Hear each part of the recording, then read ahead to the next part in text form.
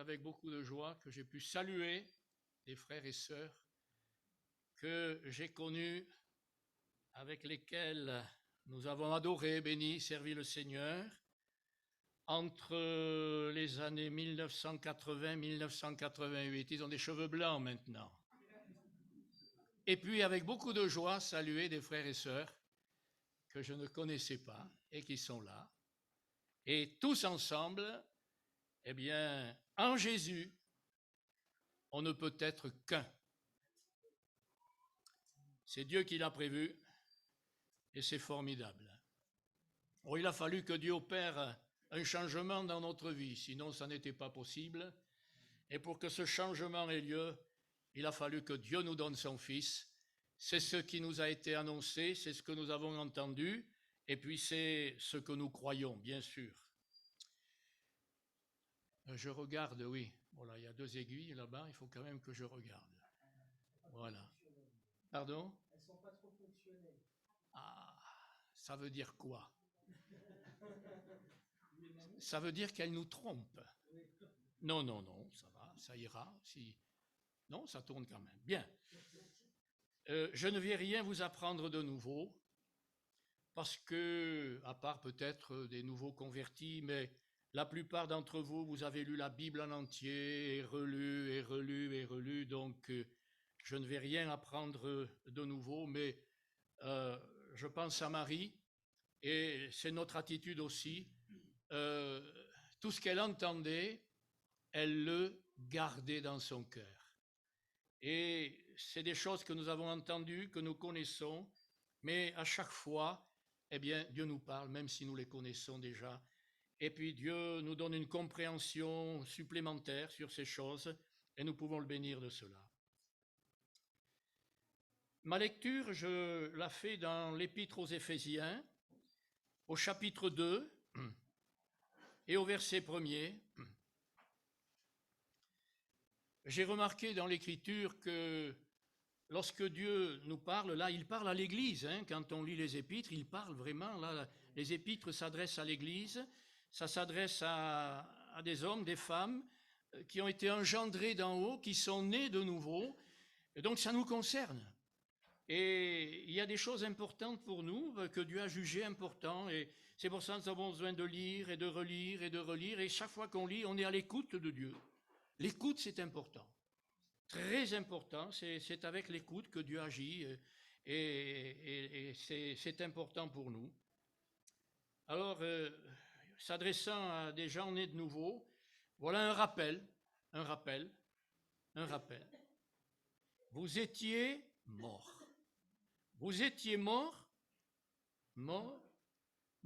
pour Dieu. Vous étiez morts pour Dieu. Et vous étiez morts à cause de vos offenses et à cause de vos péchés. Et il ne faut pas l'oublier. Et Dieu nous le rappelle là, dans ce texte, mais il peut nous le rappeler dans d'autres passages. Vous étiez morts. Morts pour Dieu. Ça montre là la gravité du péché, puisque ça nous sépare de Dieu. Et même si on est converti depuis 40 ans, 50 ans, Dieu nous le rappelle.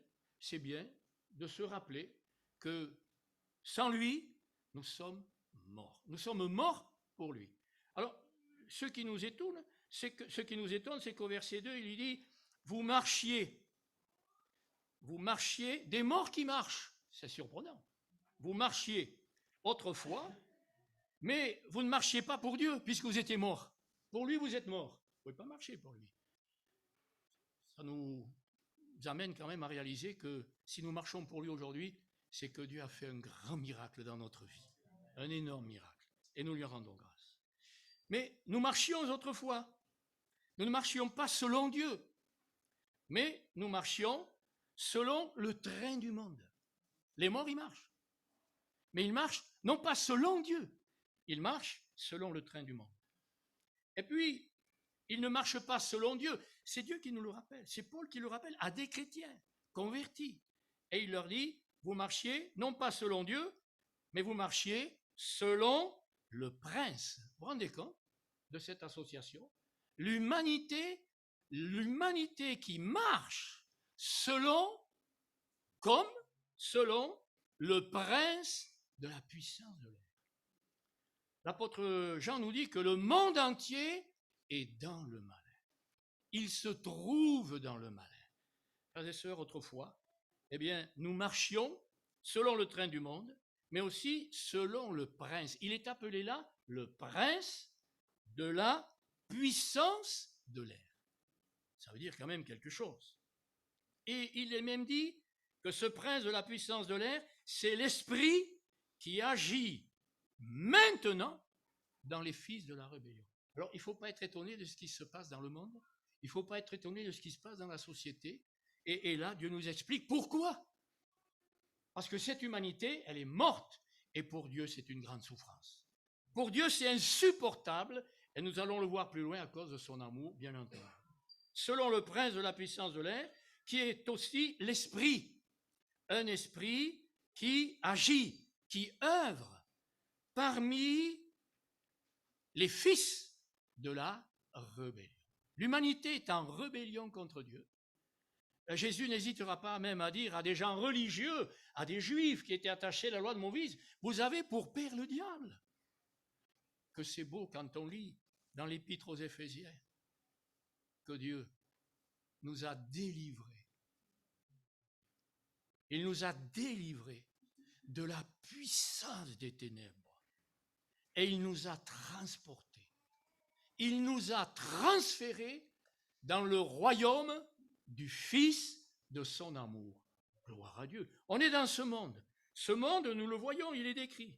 Autrefois, nous marchions. Aujourd'hui, ceux qui nous entourent, ils marchent.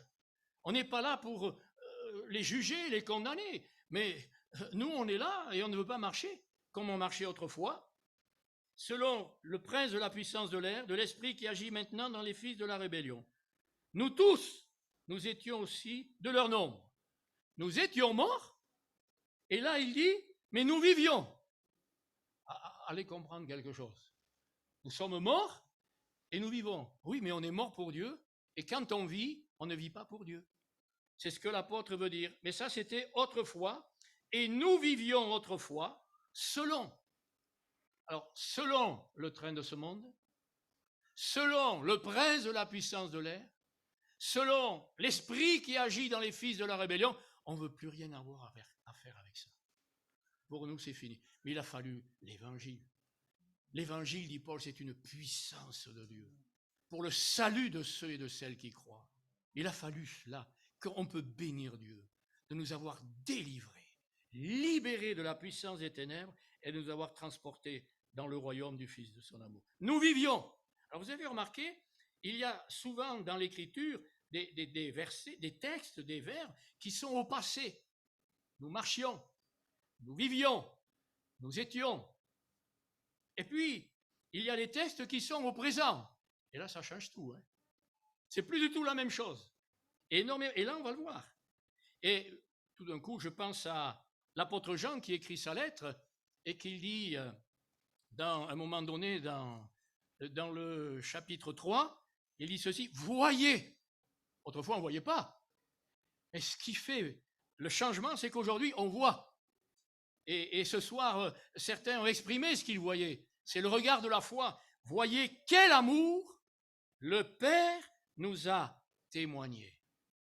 Nous étions les fils de la rébellion, c'est le passé. Et là, il est dit, mais pour que nous soyons, c'est au présent, nous sommes, pour que nous soyons enfants de Dieu. Et pour celui qui doute, l'apôtre Jean a écrit, il a dit, et nous le sommes. C'est une certitude. Et puis ensuite, il dit, ce que nous serons. Nous étions, nous sommes et nous serons. Je ne vais pas développer le troisième point, nous serons. Mais vous savez ce que ça veut dire? Non, mais c'est extraordinaire. C'est beau ce que Dieu a fait pour nous, alléluia. Qu'est-ce qu'on est? C'est lui qui a tout fait. C'est extraordinaire, c'est formidable. Nous étions les fils de la rébellion, nous marchions, etc., nous vivions. Et puis, voyez de quel amour le Père nous a aimés. Ceux qui étaient, il a fait de ses enfants. Et nous le sommes. Bien-aimés, nous sommes maintenant enfants de Dieu.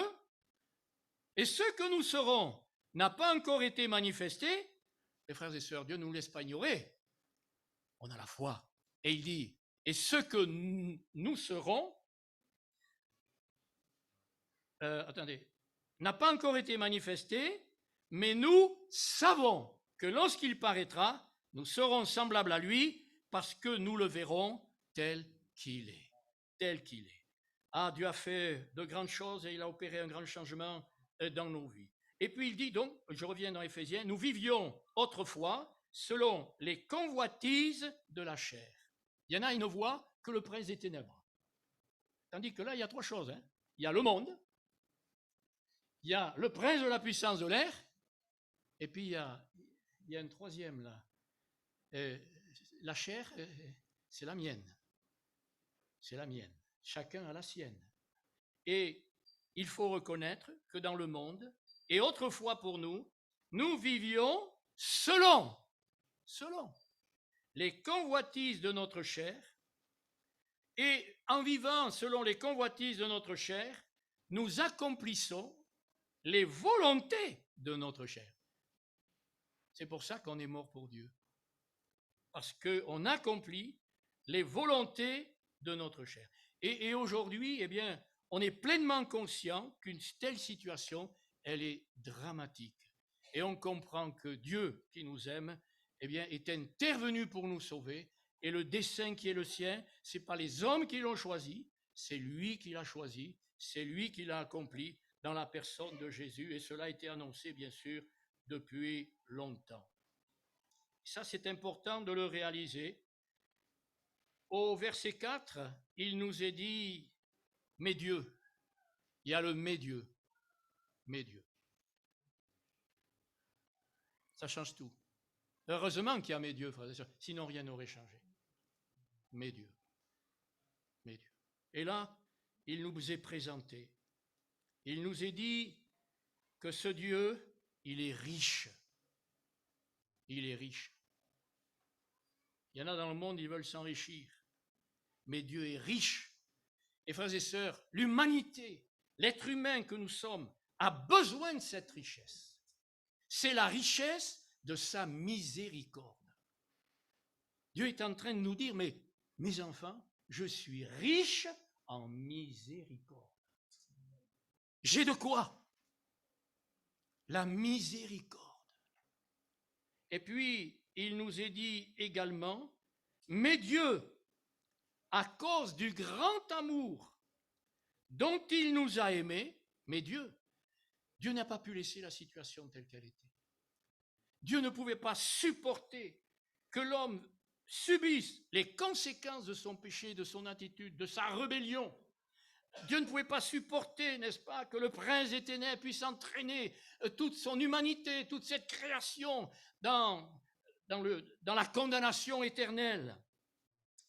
Alors, il dit ceci, voilà l'œuvre de Dieu, nous qui étions morts par nos offenses et par nos péchés, Dieu nous a rendus vivants. Et il insiste bien, c'est pas par la religion, par la morale, par nos efforts, il est bien dit que c'est par sa grande miséricorde, par la richesse de sa miséricorde, et c'est à cause du grand amour. L'humanité est dans une situation effroyable, et nous étions dans cette situation, on le voit, l'humanité marche selon, mais en même temps, le péché doit être jugé, parce que Dieu doit le juger. Les fautes doivent être jugées, et il y a une condamnation terrible sur ce péché. Le grand amour de Dieu, nous le connaissons, nous le savons, eh bien, c'est Dieu lui-même, puisque la Bible nous dit que Dieu était en Christ, la parole éternelle s'est fait chair, et Dieu est descendu, il est venu pour paraître sur cette terre comme un simple homme. Je ne vous apprendrai rien, mais Dieu sans cesse nous le rappelle, et c'est quelque chose d'important. C'est vraiment à l'écoute de l'Évangile, c'est vraiment, l'Évangile nous amène à regarder à Jésus. Le Saint-Esprit va convaincre les cœurs de péché, mais va aussi nous ouvrir les yeux sur la réalité de la personne de Jésus, sur la réalité de l'œuvre de Jésus à la croix du Calvaire, et cela va tout changer. Et en vous disant cela, je me souviens du jour de ma conversion, c'était un soir de Noël, dans une église, c'était un culte. Je suis rentré, je croyais en rien, j'étais désespéré, j'étais triste, j'étais vraiment écœuré de tout. Je me suis retrouvé là par hasard, j'ai entendu la parole de Dieu, j'ai entendu ces gens qui chantaient, J'ai entendu ces gens qui louaient Dieu comme vous ce soir. J'étais là pour la première fois. Et puis il y a eu un appel. Il paraît que j'ai levé la main, je m'en suis pas rendu compte. Je sais que je me suis sorti de cette salle. Et puis en regardant le fond de cette salle, il y avait la grande porte qui était ouverte pour la sortie. Tout d'un coup, c'est comme si le voile s'était déchiré. C'est quelque chose d'extraordinaire. Et tout d'un coup, j'ai dit, mais Christ est vivant. Mais c'est pas possible ça. Que Dieu soit béni pour l'action du Saint-Esprit. Que Dieu soit béni pour son œuvre. C'est vraiment Dieu qui fait cela. Et j'y pense parce que je suis en train de lire au verset 5, nous, je suis rentré, j'étais mort au péché, je vivais selon le train de ce monde, je vivais selon le prince de la puissance de l'air. Et je peux le dire, c'est vrai, je vivais selon l'esprit qui agit dans les fils de la rébellion. J'étais un fils de la rébellion. Je vivais selon mes convoitises, selon mes désirs, selon mes pensées. Et ce soir-là, eh bien, Dieu m'a rendu vivant. J'étais mort en rentrant, je suis sorti de cette salle, j'étais vivant pour Dieu. C'est comme une résurrection. Vous voyez, c'est ce qui est écrit là. Nous qui étions morts, ça a du poids la parole de Dieu. Nous qui étions morts par nos fautes, par nos offenses. On a offensé Dieu.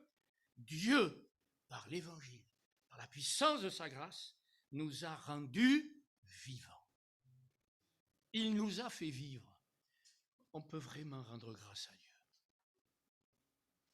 Ce n'est pas le monde qui nous fait vivre. Ce n'est pas les plaisirs du monde qui nous font vivre. C'est Dieu qui nous fait vivre en Jésus-Christ, par sa parole et par l'action du Saint-Esprit dans nos vies. Il nous a rendus vivants. Mais c'est précisé, avec Christ.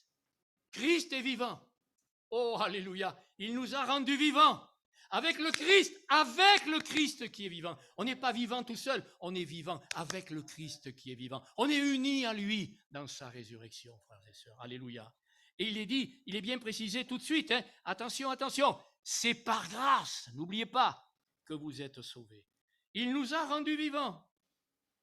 Ensuite, au verset 6, il nous a ressuscités avec lui. Il est marqué ensemble, mais dans l'original, c'est ressuscité ensemble avec lui.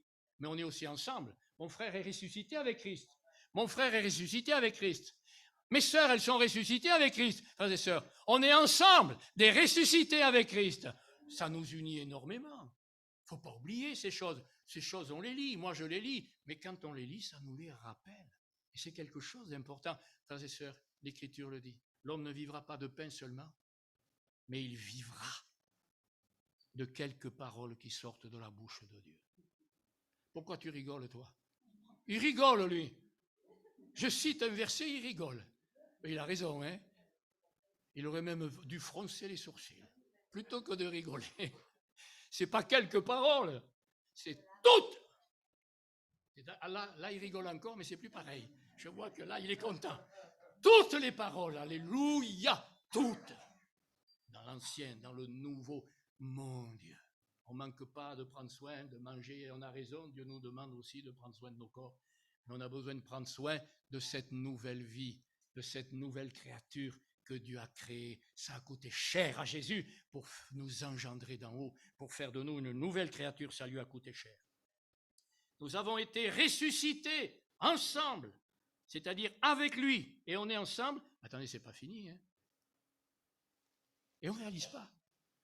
Vous réalisez tous que vous êtes assis là sur ces chaises, hein? On est habitué, hein? Mais là c'est autre chose, hein? Et on ne réalise pas. Merci Seigneur de nous le rappeler. De temps en temps dans l'Écriture, un verset, mais c'est drôlement important. Nous sommes aussi assis avec le ressuscité. Mais pour être assis avec le ressuscité dans les célestes en Jésus-Christ, eh bien il faut être ressuscité avec lui.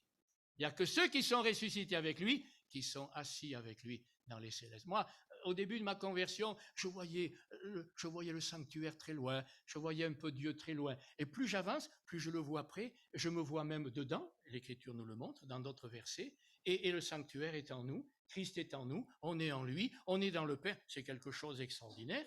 Il nous a ressuscités ensemble, et il nous a fait asseoir ensemble dans les hauts lieux, dans les célestes en Jésus-Christ. Là où est Jésus aujourd'hui, eh bien on y est aussi. Seigneur, qu'est-ce que tu as fait là? C'est extraordinaire. Et il nous dit simplement, mais accepte-le, crois-le, et ça va t'aider à vivre ici-bas énormément. Quand tout va bien, mais aussi quand tout va mal, ou quand c'est difficile.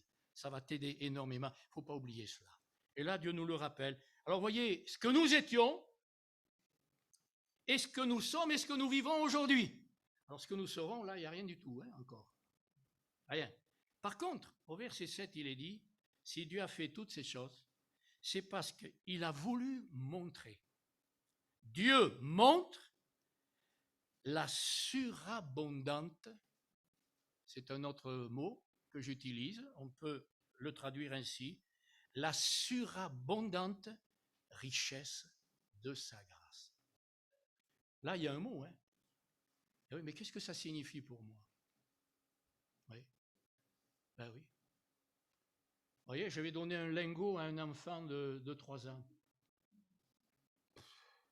C'est quoi? Ben, c'est un caillou, c'est un bloc de métal, parce qu'il ne sait pas, il ne connaît pas la valeur. Je vais donner un lingot, n'est-ce pas, à un adolescent ou un préadolescent de 12 ans, et puis, ou un ado de 15 ans, et puis je vais lui donner la moto. Qu'est-ce que tu choisis, le lingot ou la moto? Ah, il va peut-être choisir la moto, parce qu'il ne connaît pas la valeur.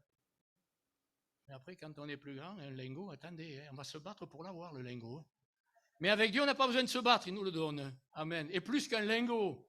Ah oui, la surabondance. Est-ce qu'on réalise? Frère, plus je vais lire, plus je vais, comme on l'a chanté, entrer, plus je vais avoir communion avec le Père, plus le Saint-Esprit va me montrer cette surabondante richesse de sa grâce. Et ça, c'est pour chacun d'entre nous, et je crois que ça, c'est quelque chose d'important. Mais il ne montre pas que cela, il montre aussi sa bonté envers nous en Jésus-Christ.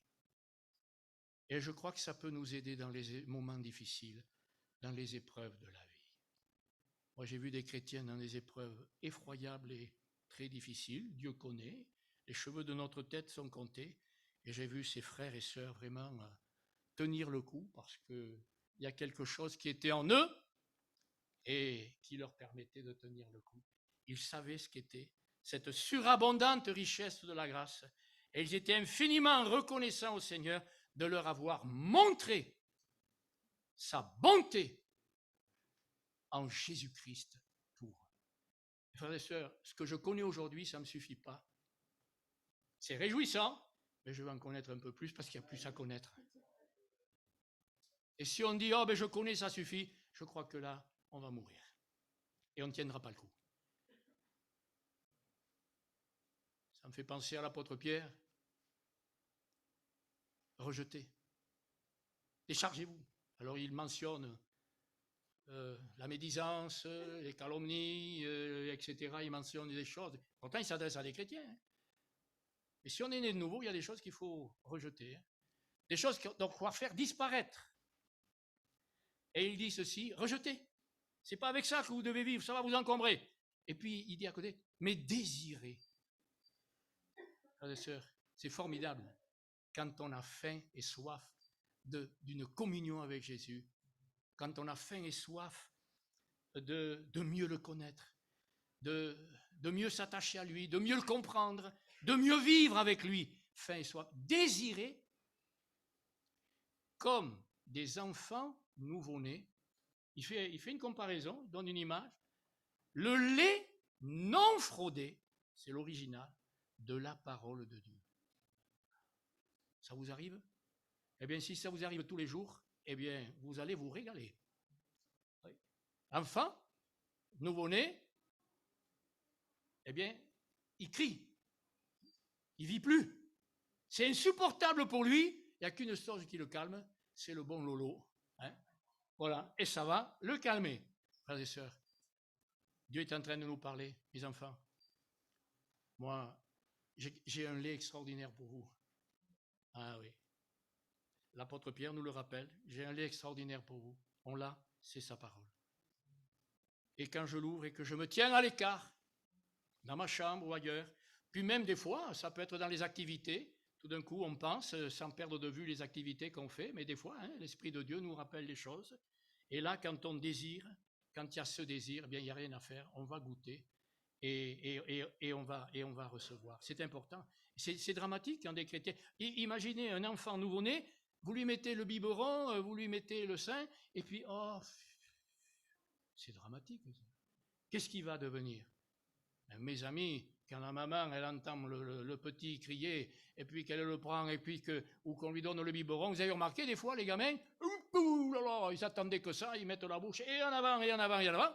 Frères et sœurs, que Dieu soit béni pour sa parole. Elle est là, elle est vivante, et elle peut nous faire du bien. Il est donc dit qu'afin de montrer, dans les siècles à venir, l'infinie richesse de sa grâce, par sa bonté envers nous en Jésus-Christ, et puis il ajoute ici, parce que c'est par la grâce que vous êtes sauvés, par le moyen de la foi, et cela ne vient pas de vous, c'est le don de Dieu, on peut vraiment le remercier, ce n'est pas par les œuvres, afin que personne ne se glorifie. Alors la suite, eh bien, elle a du poids.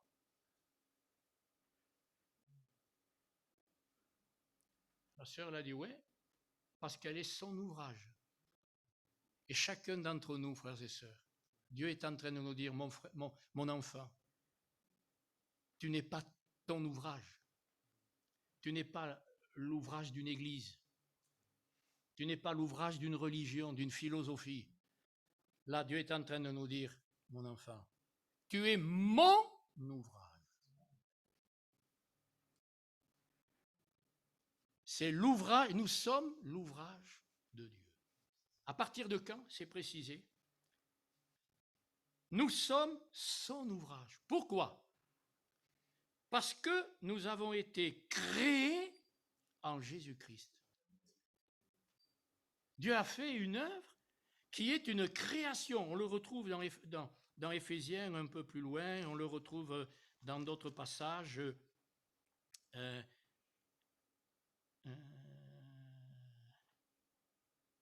Oui, voilà.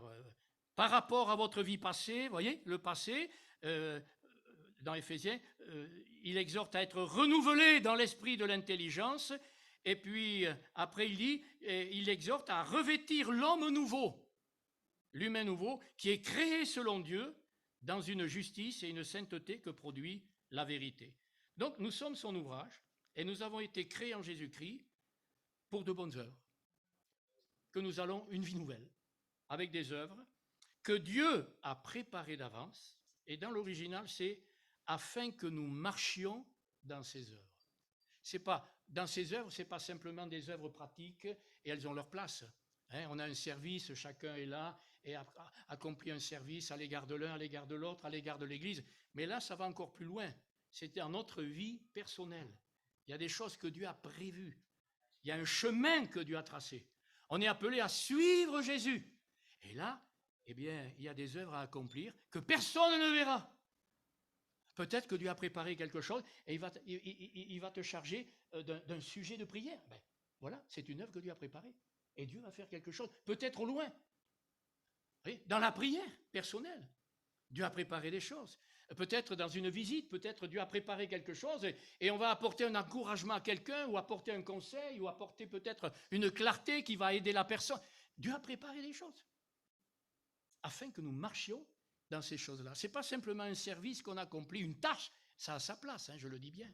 On le voit dans l'Écriture, mais c'est dans notre vie personnelle, dans notre cheminement personnel, où là, il y a des choses très particulières que Dieu a préparées pour que nous marchions dans ces choses. Car nous sommes son ouvrage.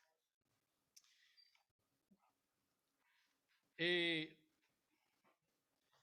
je ne le développerai pas ce soir, parce que c'est une réunion de prière, mais je pense que l'Écriture enseigne à plusieurs reprises sur cette vérité-là. Et nous étions morts, mais Dieu nous a rendus vivants avec Christ. Et ça, c'est quelque chose qu'on doit admettre. Ce n'est pas quelque chose qu'on doit attendre. Quand vous lisez l'Écriture, c'est fait. Et Dieu nous dit, l'apôtre Paul nous le dit dans Romains 6, il expose le même sujet et il nous dit, regardez-vous comme Dieu vous regarde. Regardez-vous comme mort au péché d'une part, acceptez. Et regardez-vous d'autre part comme vivant en Jésus-Christ, ressuscité avec Christ. Regardez-vous, c'est-à-dire admettez cela. C'est important.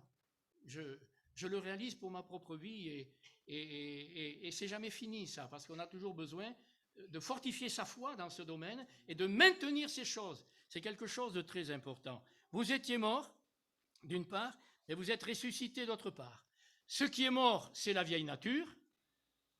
Alors, et la nouvelle nature, eh bien, c'est celle qui a été ressuscitée et en Christ. Et puis, il y a 2 points là. On est mort, on est ressuscité. Comment le vivre au quotidien? Il y a un 3e point. Je l'ai lu tout à l'heure dans Éphésiens. Être renouvelé, c'est indispensable. Renouvelé. C'est-à-dire que j'ai besoin de renouveau. Je n'ai pas besoin de nouveauté, mais j'ai besoin de renouveau. Parce que les nouveautés, c'est autre chose. Mais le renouveau, c'est important. Le renouveau, je le puise dans l'Écriture. Mon salut, je le comprends, je le connais, mais en lisant, je vais être renouvelé. Ma foi va être renouvelée. Ma connaissance va être renouvelée. Et ce renouvellement est très important. Et ça, c'est le 3e point pour vivre au quotidien. Accepter dans la foi d'être uni à Christ. Une même plante avec lui. Un avec lui. Semblable à lui. Conforme avec lui. On n'est pas Christ, mais on est uni à lui. Il est mort. J'accepte de mourir avec lui. Je suis dans la mort de Christ. Et même Paul dira dans Romains, je suis enseveli avec lui. Alors la vieille nature, c'est fini, c'est liquidé. Hein? Oui, mais... Et pourtant, c'est la vérité, il ne faut pas le remettre en question. J'ai réfléchi sur ces choses et c'est très important. Je suis mort. Mais j'ai besoin d'être renouvelé. C'est le 3e point, sans cesse. Seigneur, parce que cette nouvelle vie, elle a besoin d'être renouvelée. Regardez physiquement. Je serai renouvelé dans la mesure où je prends quotidiennement ma nourriture. Et là, je serai renouvelé avec cette nourriture qui est la parole de Dieu et qui me sera révélée au quotidien par l'action du Saint-Esprit. Ça va produire un renouvellement dans ma vie. Quand je cesse de lire, vous avez remarqué, on se dessèche. Hein? Les choses disparaissent, on ne les comprend plus. Quand on s'entretient, ça vitalise. Alléluia. Des choses qu'on a connues, eh bien, ça les entretient. Ça fait partie du renouvellement. Et ce renouvellement est indispensable parce qu'il va me permettre de discerner dans mon cœur ce qu'il y a. Les pensées, les réflexions, les intentions même. Ça va très profond.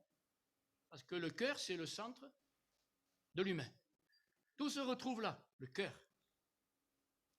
Et c'est très important parce que dans l'Épître aux Hébreux, chapitre 4, par exemple, il est dit que la parole de Dieu est semblable à une épée tranchante, à double tranchant. Voilà. Et puis un peu plus loin, il est dit, elle discerne. C'est traduit, elle juge. Mais elle discerne ou elle juge, quoi? Attends, on est né de nouveau. On a été engendré d'en haut. On est mort avec Christ. On est ressuscité avec lui. Ça, il faut le croire, il faut le maintenir, malgré tout. C'est fait. Dieu le voit comme ça, je l'accepte. Je me regarde mort, je me regarde comme ressuscité.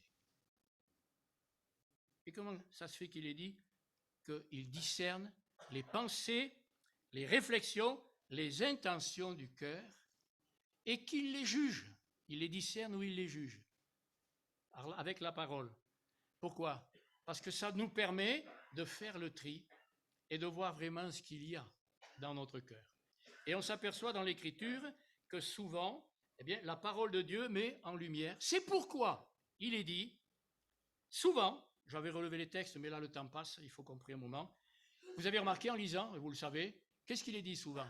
Faites disparaître. Ah bon? Il s'adresse à des chrétiens. Regardez les Éphésiens. Encore les Éphésiens. Juste pour dire qu'il ne sorte de votre bouche, c'est Éphésiens 4, 29, qu'il ne sorte de votre bouche aucune parole mauvaise, mais s'il y a lieu quelques bonnes paroles qui servent à l'édification et communiquent une grâce à ceux qui l'entendent. Mais attendez, il ne va pas sortir des paroles mauvaises. Puisque je suis uni à Christ, puisque je suis mort avec lui et ressuscité avec lui, il n'y aura plus de paroles mauvaises. Ah, et pourtant il s'adresse à des chrétiens nés de nouveau. Et après avoir affirmé, juste avant, les points qu'on vient de voir. Ah bon? Ben oui, parce que la vieille nature, la mienne, je ne sais pas la vôtre, elle n'aime pas rester dans la mort de Christ et dans le sépulcre. Elle veut toujours. Et elle essaye de se réveiller, pas chez vous, mais chez moi. Il y a des pensées. C'est charnel.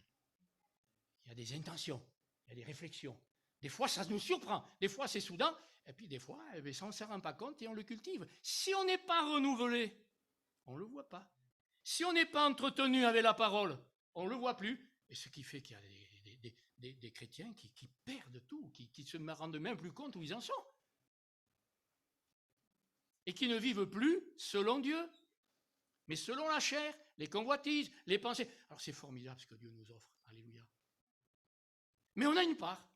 Alors le premier point, j'accepte, je suis mort avec Christ. Et même si j'ai des mauvaises pensées, je ne remets pas en question le fait que je suis mort avec Christ. Je préfère avoir affaire à un mort qu'à quelqu'un qui est enchaîné, parce qu'il peut encore crier, il peut encore bouger les bras. Vous ne croyez pas? Dieu n'a pas dit qu'il est enchaîné, la vieille nature, il a dit qu'elle est morte. Il y en a, ils chassent. Je n'ai pas besoin de chasser un mort, il est mort. Il est mort. Mais j'ai besoin d'accepter que je suis mort. Oui. Je suis uni à Christ. Et j'ai besoin d'accepter aussi. D'autre, d'une part, d'ailleurs Paul dit, d'une part, la vieille nature, d'autre part, je ne pourrais pas être uni à Christ dans sa résurrection si je n'avais pas été engendré d'en haut. Si je n'étais pas né de nouveau. Alors la religion, vous savez, elle ne peut pas faire ça. Mais Dieu le fait par l'évangile, par la foi et par sa grâce. Gloire à Dieu. Donc, c'est quelque chose d'important. Alors, il est mort? Eh bien, je fais disparaître. Pourquoi il est dit renoncer? Attendez, l'apôtre Pierre, je l'ai lu tout à l'heure, renoncer. Vous avez remarqué dans l'Écriture, renoncer. Faites disparaître. Rejetez. Éphésiens, bannissez. D'autres, dévêtez-vous. Et même, à 2 reprises, faites mourir. Mais, Seigneur, c'est mort. Et faites mourir les actions du mort. Ça change tout. Ce n'est pas parce qu'il y a ça que ça remet en question ce que je suis en Christ. Et ça, c'est important. Ça m'aide. Et des fois, il suffit simplement de dire, j'ai une mauvaise pensée, Seigneur, ça, je ne veux pas vivre avec ça. J'ai vécu autrefois avec ça, mais ça, je ne veux pas vivre avec ça. Seigneur, je suis mort avec toi. Ça suffit. Des fois, ça suffit. Des fois, ça ne suffit pas, parce que la vieille nature, eh bien, elle ne veut pas décrocher. Mais il faut se maintenir dans la foi. Il y a un choix à faire. C'est pour ça qu'il est important d'être renouvelé. Et ça, frères et sœurs, c'est du quotidien. Ça sera toujours remis en question. C'est à nous de garder le cap. C'est pourquoi il est dit dans Hébreux, excusez-moi, je pense à ce passage. Vous allez le retrouver. C'est quand même un point important. Dans Hébreux chapitre 12. Où est-ce qu'il est là? Ah oui, voilà. Vous retrouverez toujours pareil. Chapitre 12. Nous donc aussi, nous sommes environnés d'une grande nuée de témoins, parce que chapitre 11, il y a tous les témoins de la foi. Bon alors, il y a un petit rappel. Eh bien, nous aussi, il dit nous aussi. Ah bon? Rejetons, voyez le verbe? Rejetons tout fardeau. Tout fardeau. Tout fardeau. Rejetons tout péché qui nous enveloppe si facilement et courons avec persévérance dans la carrière qui nous est ouverte. Voyez-vous, pour courir, eh bien, il faut se débarrasser, il faut rejeter. Moi, j'aime bien le mot courir. Souvent, il est dit marcher, mais là, il est dit courir. Et l'apôtre Paul, dans Philippiens, il emploiera aussi le mot « je cours vers le but ». Parce que quand je marche, c'est bien de marcher avec Dieu. Et je marche. Et je peux regarder là, je peux regarder là, je peux regarder là tout en marchant. C'est vrai? Mais quand je cours, si je regarde là, je ne peux pas. Hein. Donc ça veut dire quoi? Quand tu cours, eh c'est que vraiment tu es porté dans ta course. Tout ton cœur y est, toute ton attention. Merci Seigneur de nous aider. On est habité du Saint-Esprit pour nous aider, gloire à Dieu. Moi j'ai beaucoup à apprendre encore là. Mais le peu que j'ai, ça m'aide. Le peu que j'ai compris, ça m'aide. Donc, il est dit, faites disparaître. Dans Éphésiens, c'est pareil. Hein? Et, voyez, frères et sœurs, même dans Éphésiens, il est dit, n'attristez pas le Saint-Esprit. des gens nés de nouveau, des gens qui ont la foi, des chrétiens, peut-être des chrétiens qui même croient de tout leur cœur à leur identification avec Jésus. Ils peuvent attrister le Saint-Esprit. Pourquoi? Parce qu'ils ne font pas disparaître. Et ils ne sont pas, s'ils gardent ces choses, ils ne sont pas ce que Dieu veut qu'ils soient. Ce n'est pas Dieu qui va le faire. Dieu fait ce qu'il y a à faire. Et après, il nous dit simplement, écoute, regarde-toi, maintiens-toi dans ce que tu regardes, maintiens-toi dans la foi, ne te laisse pas faire. Ce n'est pas tant le monde maintenant. Ce n'est même pas tant l'adversaire. Et c'est surtout le moi, le vieil humain et la chair. Et quand vous lisez les épîtres, vous voyez que c'est surtout ça qui ressort. Le reste à sa place, ça peut, mais c'est surtout ça qui ressort. Et l'Écriture nous dit justement dans Éphésiens, et je termine avec ça, oui, voilà, Éphésiens, au chapitre 3, je l'avais lu tout à l'heure, qu'il ne sort de votre bouche, etc. Et tout de suite après, il dit, n'attristez pas. Ah bon? Je peux attrister? Dieu va être triste. Pourquoi? Parce qu'il veut pas il sait ce que ça va produire dans nos vies. Ça va rien nous apporter. Il nous aime. Et il veut qu'on soit dans la paix, qu'on soit heureux. Et c'est avec lui qu'on est dans la paix, qu'on soit heureux. Alors, on fait disparaître. D'ailleurs, c'est ce qu'il dit. N'attristez pas le Saint-Esprit de Dieu par lequel vous avez été scellés pour le jour de la rédemption, du rachat, de la libération. Et qu'est-ce qu'il dit? Toute amertume. S'il y a de l'amertume dans un cœur au milieu de nous, eh bien le Saint-Esprit est attristé. Qu'une seule personne. Puisqu'on est tous unis. Si j'ai une amertume pour quelqu'un, eh bien c'est ce qui se passait dans l'église à Éphèse. Pourtant c'est beau, cette épître, elle est là, elle est formidable. Mais là, il touche du doigt. Il dit toute amertume. Cette amertume peut se changer en animosité si on ne s'en débarrasse pas. Et vous savez que l'animosité, ce n'est pas facile à tenir. Il suffit après d'un rien, ça devient de la colère. Tiens. Et puis, après, la colère, on la contient. Mais après, on n'arrive plus à la contenir. Qu'est-ce que c'est? C'est des cris, c'est des clameurs. Et quand ça arrive à l'église, ça fait mal, ça. Et d'où ça vient? Ça ne vient pas de l'adversaire. Il n'est pas question de l'adversaire, là. Ça vient de la chair. Frères et sœurs, nous sommes responsables. Et moi, je le suis pour moi-même, et chacun nous le sommes pour nous-mêmes. Et calomnie, et il dit toute espèce de méchanceté. Ce n'est pas possible. C'est l'église de Jésus. Ils sont nés de nouveau. Et oui, pourquoi? Parce qu'ils ne font pas disparaître. Ça fait mal, hein? On n'est pas heureux de vivre avec ça. Hein? Et après, qu'est-ce qu'il dit? Que toutes ces choses disparaissent du milieu de vous. Du milieu. Et si je l'ai dans mon cœur, pour que ça disparaisse du milieu, il faut que ça disparaisse où? De mon cœur. Ça ne disparaîtra pas du milieu si ça ne disparaît pas de mon cœur. Que toutes ces choses disparaissent. Et après, qu'est-ce qu'il dit? Verset 32, soyez. Soyez. Vous êtes, et ça ne va pas ce que vous êtes, vous attristez le Saint-Esprit. Alors, vous êtes unis à Christ, ne le remettez pas en question. Ah mais, une mauvaise pensée, une jalousie, je ne sais pas, tout ce que la chair peut produire, vous savez. Quand on lit l'Écriture, on le voit, des fois, il y a des listes entières. Hein. Les œuvres de la chair et tout. Souvent, ça revient, vous avez remarqué, et c'est intéressant, parce que c'est avec ça que Dieu éclaire nos cœurs, que Dieu éclaire nos vies. La parole est une lumière sur mon sentier, hein, dit David. Elle éclaire mon cœur. Et alors, il est dit ici, soyez, voilà, être, soyez bons, voilà ce que vous devez être, les uns envers les autres, soyez compatissants, pardonnez-vous réciproquement, et puis ce qui va vous aider à pardonner, c'est à regarder à Dieu et à regarder à Christ.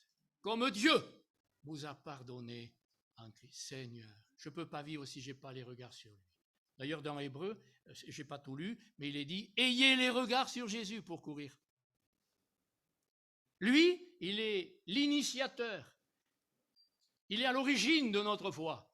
C'est bien, il est à l'origine de notre foi. Elle est là, mais ça ne suffit pas. Il faut qu'elle s'accomplisse. Il faut qu'elle se vive. Eh bien, il est aussi l'accomplisseur de notre foi. On a besoin de lui, frères et sœurs. et nos faiblesses, il les connaît. Mais on a un souverain sacrificateur, compatissant et miséricordieux. Approchons-nous du trône de la grâce. Frères et sœurs, lisons l'Écriture. On ne peut pas tout dire ce soir, mais c'est riche, c'est abondant, c'est encourageant. C'est Dieu qui nous parle, et il nous parle de Christ, il nous parle des choses d'en haut, et ça va nous aider à le vivre, à vivre ces choses au quotidien. Il y a donc 5 points. Je suis dans la mort avec Christ. Je suis ressuscité avec lui, mais ça ne suffit pas. Il y en a qui s'arrêtent là. On ne peut pas le vivre comme ça. Ça, c'est notre position en Christ. Mais après, on a besoin d'être renouvelé pour bien comprendre, pour bien connaître, pour fortifier sa foi par l'action de la parole et par l'action du Saint-Esprit. Et puis, quand c'est nécessaire, maintenant, au quotidien, j'ai une crainte, j'ai un découragement, je doute de Dieu, je me révolte. Vous savez, des fois, on est surpris par... C'est pas les voisins, hein, ça vient de nous, hein, c'est nous. Hein. Pas vous, mais moi, je vous dis que moi, oui, ça m'arrive. Alors je me dis, ça doit arriver aussi aux autres, parce qu'on est tous faits de la même pâte, et puis Dieu nous parle. Et puis, je fais disparaître et autres. Oh, je permets, je me libère. Je suis libéré parce que je suis identifié à Christ. Je suis libéré parce que ces choses-là, je les rejette, j'en veux pas. Je ne veux pas vivre avec ça, selon ça. Je veux vivre selon Dieu. Il m'a rendu vivant, ça a coûté cher. Je veux me maintenir, et pour me maintenir, je fais disparaître. Je bannis. Et même, je vais jusqu'à faire mourir. Mais il est bien dit à un moment donné, dans Romains, faites mourir par l'Esprit. L'Esprit, Dieu nous l'a donné pour nous aider au quotidien. Le consolateur, le protecteur, le paraclétos, celui qui prend de ce qui est à Jésus et qui nous l'annonce. Il n'est pas dit qu'il nous le donne. Hein. Des fois, on dit, il prend, c'est pour donner. Non, non, il le prend, il l'a, et il nous en parle, il nous l'annonce. Ça veut dire quoi? Ça veut dire, bien, tiens en compte, prends-le pour toi. Dieu ne nous oblige en rien, à nous de prendre. Si quelqu'un veut me suivre, ça résume tout. Si quelqu'un veut me suivre, dit Jésus, qu'il renonce à qui? Au monde? À Satan? Au train du monde? À qui? J'entends des murmures, mais je ne sais pas de quoi. Ah, ça y est, j'ai compris. À lui-même. C'est même pas à sa pensée, à sa convoitise, c'est à lui-même. Alors après, s'il renonce à lui-même, il peut me suivre. Mes frères et sœurs, si Christ n'avait pas donné sa vie, si on n'était pas unis, Dieu ne nous avait pas unis à Christ dans sa mort et sa résurrection, on ne pourrait jamais vivre ce que Jésus nous a dit là. Mais c'est possible de le vivre grâce à ça. Et l'Écriture, Dieu veut qu'on le comprenne et qu'on puisse se l'assimiler personnellement et qu'on puisse le vivre vraiment. Je m'arrête là. Merci Seigneur.